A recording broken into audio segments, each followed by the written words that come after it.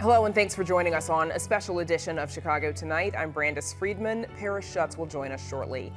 Tonight is the latest in our series, WTTW News, A Safer City.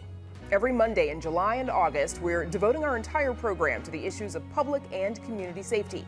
We'll also be prioritizing public safety in our online coverage as well, including at WTTW.com/safercity. Tonight, a deep dive into gangs, what they look like today, how they contribute to Chicago's crime and violence, and efforts to minimize their impact. Here's what we're looking at. A violence prevention movement that hires former gang members and formerly incarcerated individuals is gaining momentum across the country. The acting U.S. attorney for the Chicago area on federal efforts to curb gang violence. Every block is the wrong block if it ain't a block you live on. And how interpersonal conflicts can lead to gun violence and how some community members are working to prevent it. All that right after this. Chicago Tonight is made possible in part by Alexandra and John Nichols, the Jim and Kay Mabey family, the Polk Brothers Foundation, and the support of these donors.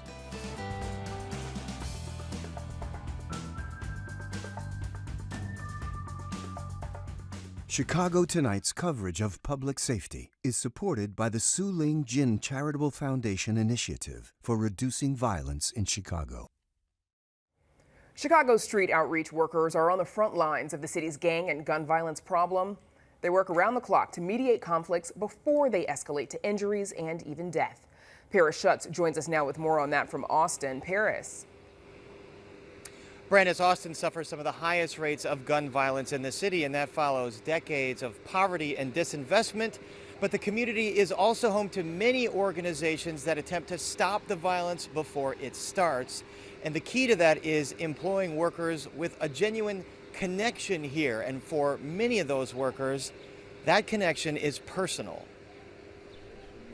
Nikenya Harding and Les Jenkins know the streets of Austin inside and out. They've lived in the community their entire lives.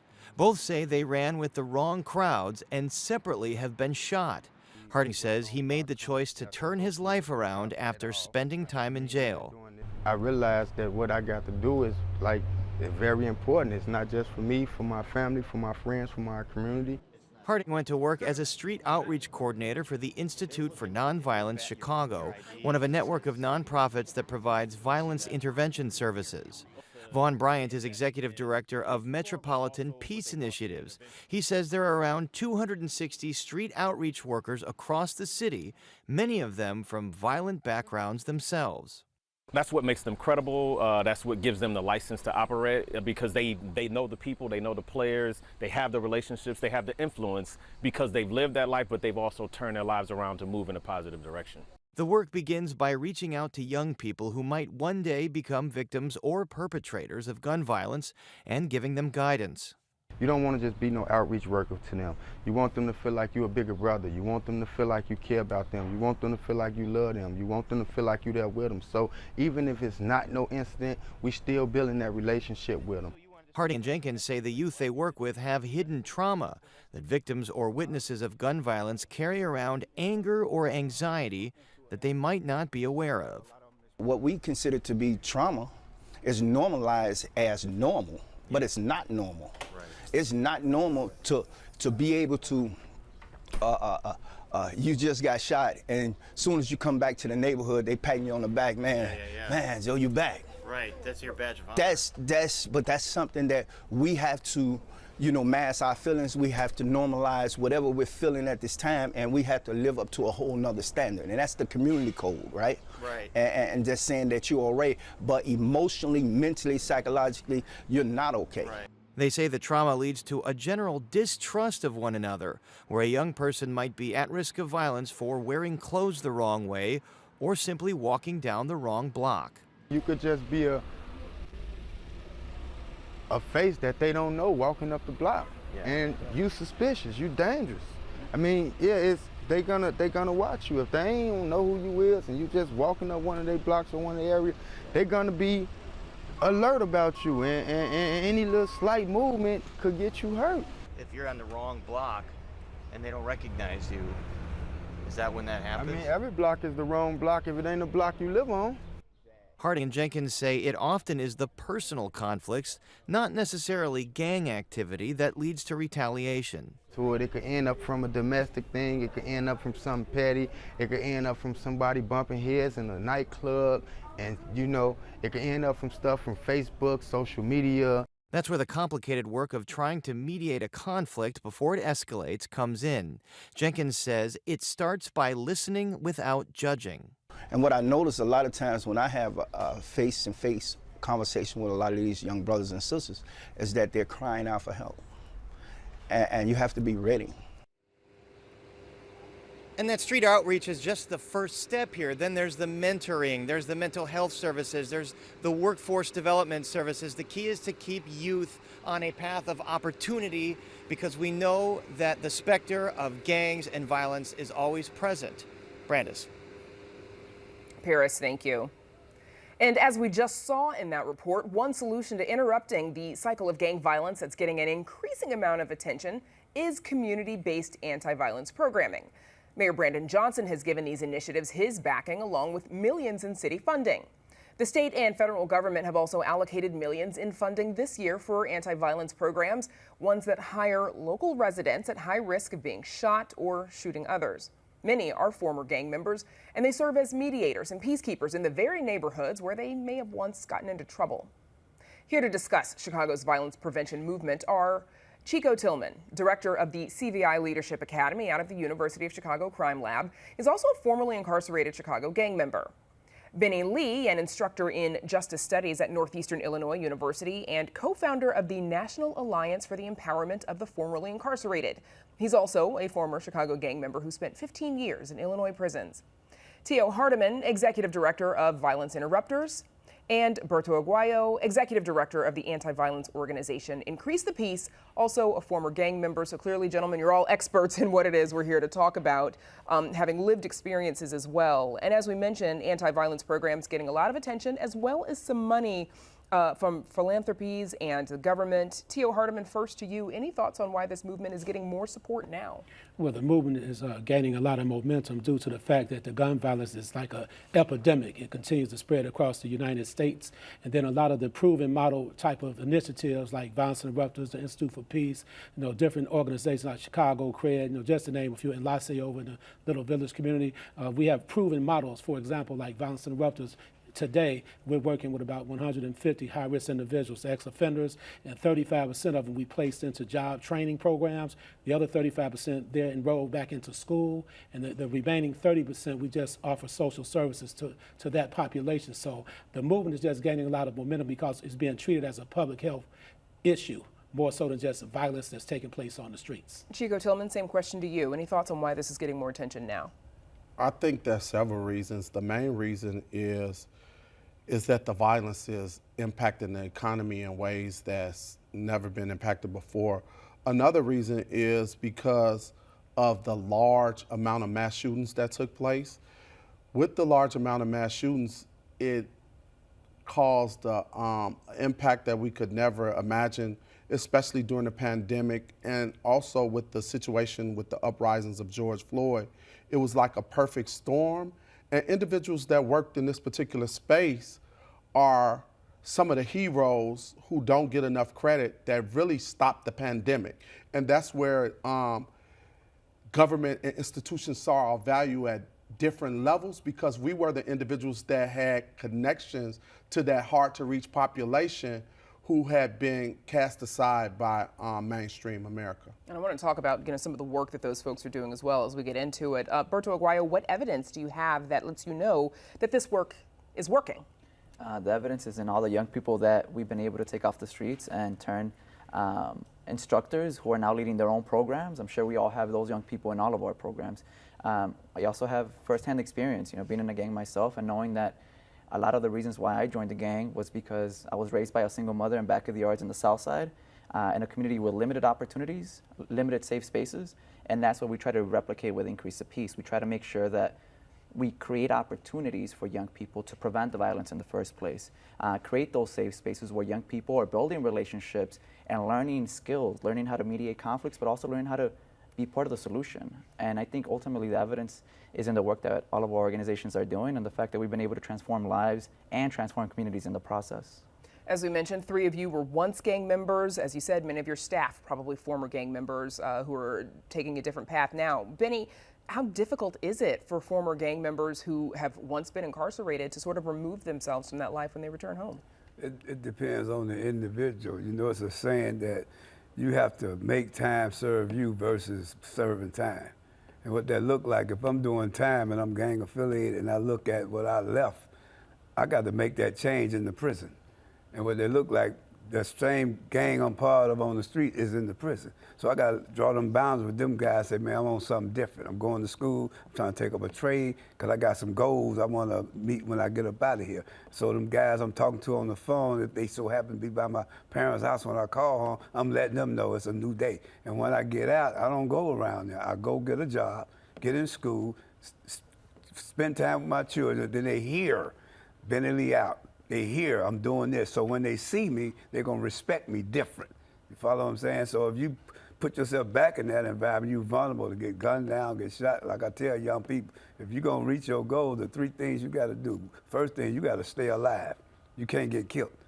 And you got to ask yourself, can you get killed hanging with certain people or in certain places? How do you minimize the possibility of getting killed? Then second thing, you ain't going to reach your goal locked up. So you got to minimize the possibility of getting arrested. Can you get arrested hanging with certain people and in certain places? Then third thing, you got to become drug-free. You need your mind. Your mind will lead you. You know, your mind is different from your brain. It's your mind that develops your brain. So just learning that, being educated, right, and then coming from, say, a guy like me, I was a gang leader back in 1967 at 13 years old, one of the largest nations in this city, right?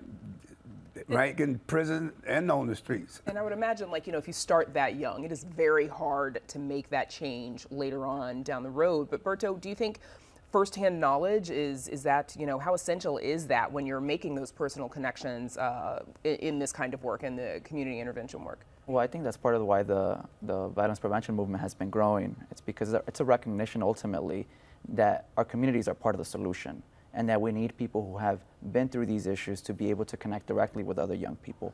And we also are starting to see a recognition that young people can better engage other young people. And so I ultimately, in my story, it was clear that once someone gave me an opportunity, I was able to turn my life around with a positive mentorship community. And so in our programs, we see day in and day out young people who are able to transform their life through a critical opportunity given by a credible messenger at the right time. And ultimately, once you create those opportunities in safe spaces, it has an exponential effect on the community, because now the young people that I've helped in their development are now teaching and instructing 30 other young people, so on and so forth. Kind of like passing the gift. Chico Tillman, same question to you. Does former gang experience, how helpful is that in building trust? I think it's critical because, for one, I understand where they're coming from. I don't pass judgment on individuals, and I'm able to show them a pathway because I travel the same road. I think another thing that's not understood is that if you wanted to go into a jungle, you need people with a particular mindset that's experienced the jungle, or else there'll be fear. How many people do you know run toward violence when they see it happen? Only people who've been in an area or a predicament or environment where violence is common. Most people are afraid, and you need people who can be assertive with individuals who are caught up in that lifestyle. Most people are intimidated by them. But I think the respect comes from, and Roberto alluded to it, what gives me credibility is not just my lived experience, but what the decisions I've made since being in that role and how I prosper. So believe it or not, some of my biggest champions are individuals that still caught up in the cycle of violence, because I represent hope to them that they can change their lives and go down a different path. And like you said, I imagine it sounds like dangerous work, demanding work. They're underpaid. They're basically working all the time, right? Because you can get a call anytime. Does that make it even more challenging, Benny, to get formerly incarcerated people into this kind of work? Well, when the person got some insecurities and worried about how their peers see them, that's a struggle. But when you can get a guy to look at himself and start establishing a vision for himself, where he's trying to go, then he start trusting, guys like us that done been down that road and got out of it. And like Chico say, our credibility come because I was once on death row and all that stuff, but now I'm a professor at a university, so that gives me some credibility. I've shown it's a way out and it's a future. You follow what I'm saying? But it's got to come from the individual having some kind of esteem about himself. We're almost out of time. I want to get Tio Hardiman back in here. How do you decide, where to deploy violence intervention workers, keeping them safe, and sort of professionalizing it so that they're willing to do it in about 45 seconds? It's all based on the data. The hotspot areas here in Chicago, it's about street credibility, and it's also based on collaborating with organizations throughout Chicago. We work with the West Side chapter of the NAACP on the West Side. We work with all the organizations, the people here talking today. So all the work that we put in is all based on, do you know the people in the community? Do you have, anybody can have access, but do you have influence? I have what you call universal access here throughout the city because I grew up in Hemorrhagic projects and I grew up around the levels of violence. I know just about everybody on the streets. So that's very important. It's about personal relationships, okay? That's how you stop a killing on the front end. Okay, that's where we'll have to leave it. I know we could talk about this a lot more. Tio Hardiman, Berto Aguayo, Benny Lee, Chico Tillman, thanks to all of you for joining us. Appreciate you. Up next, federal efforts to help address gang violence in Chicago. Stay with us.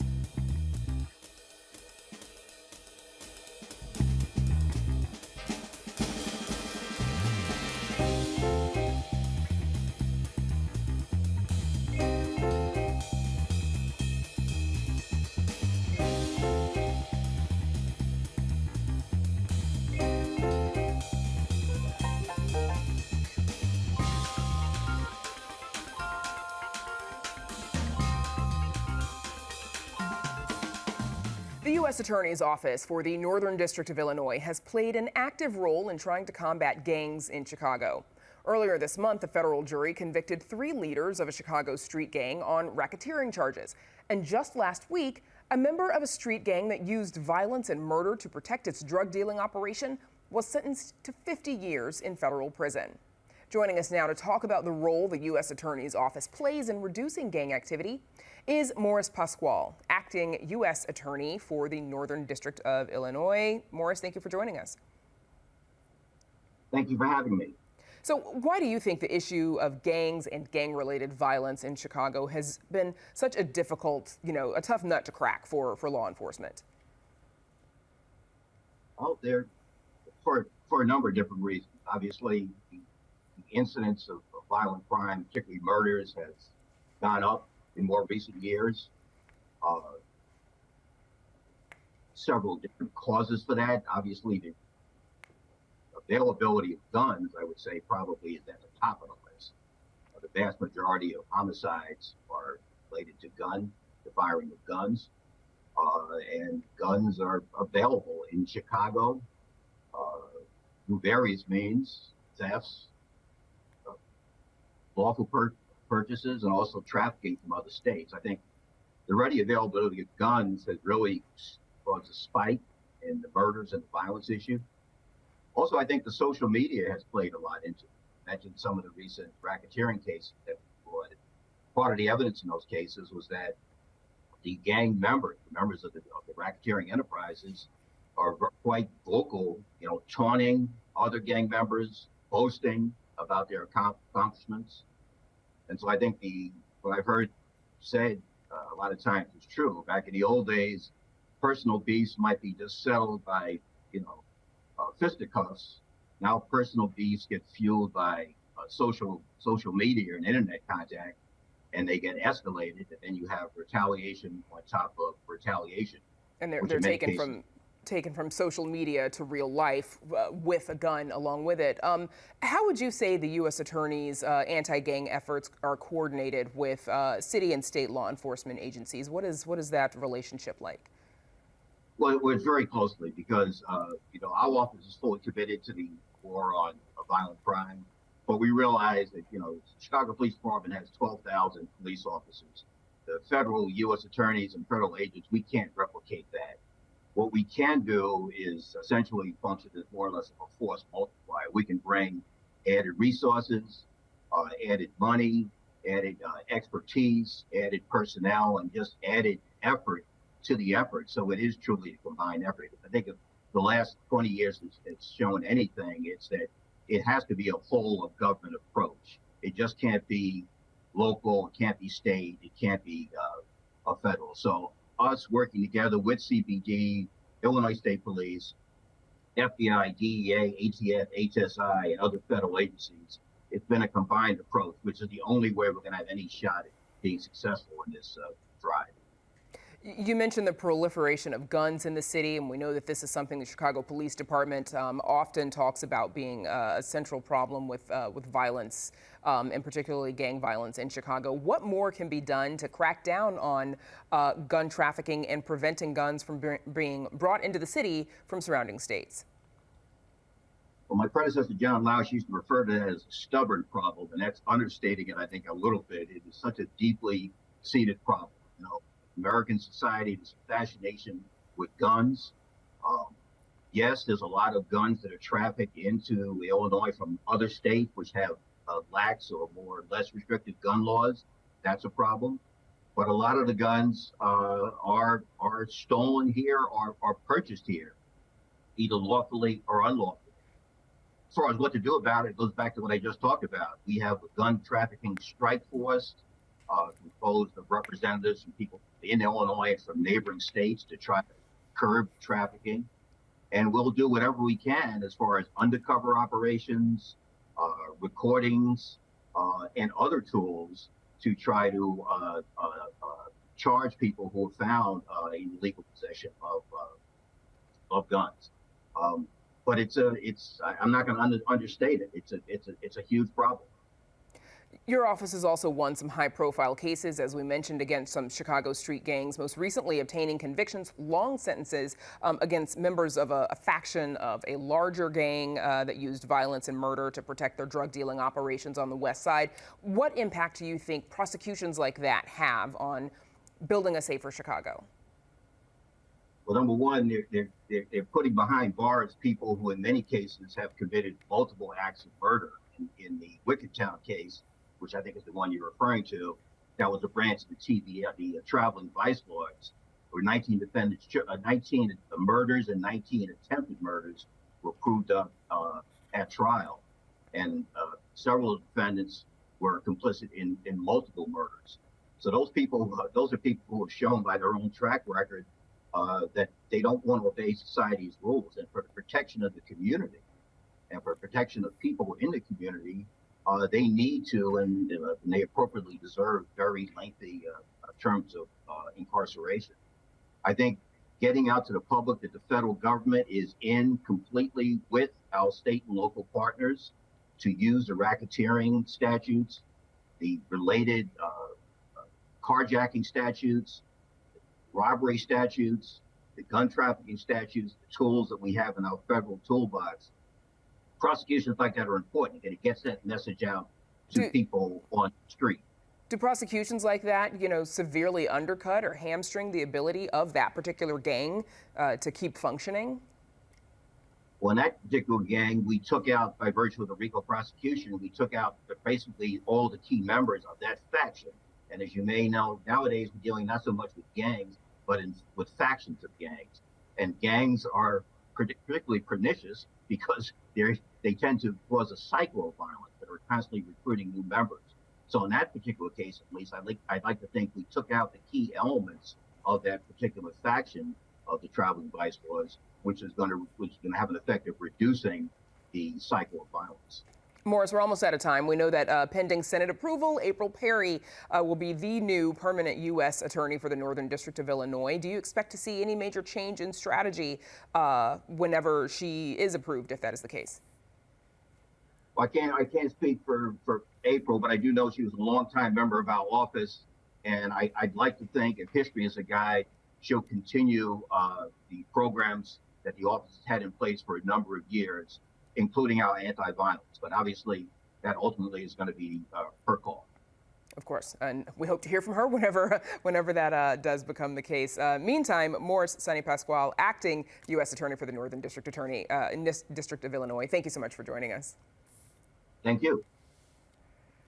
And we're back to wrap things up right after this.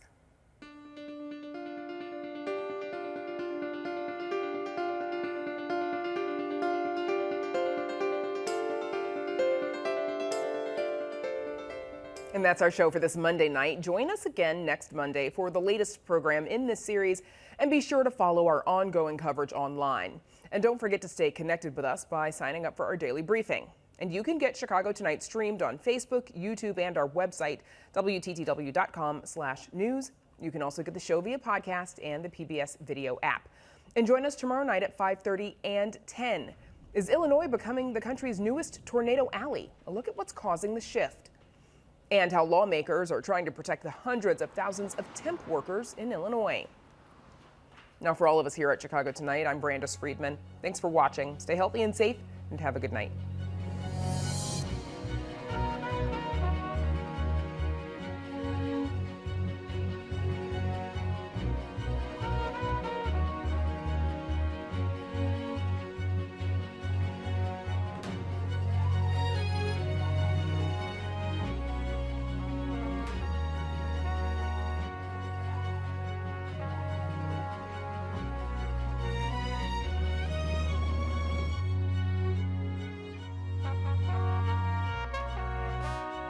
Closed captioning is made possible by Robert A. Clifford and Clifford Law Offices, a Chicago personal injury and wrongful death firm, and proud sponsor of programming that offers advice and strategies to enhance the physical and mental well-being of fellow legal practitioners in Illinois.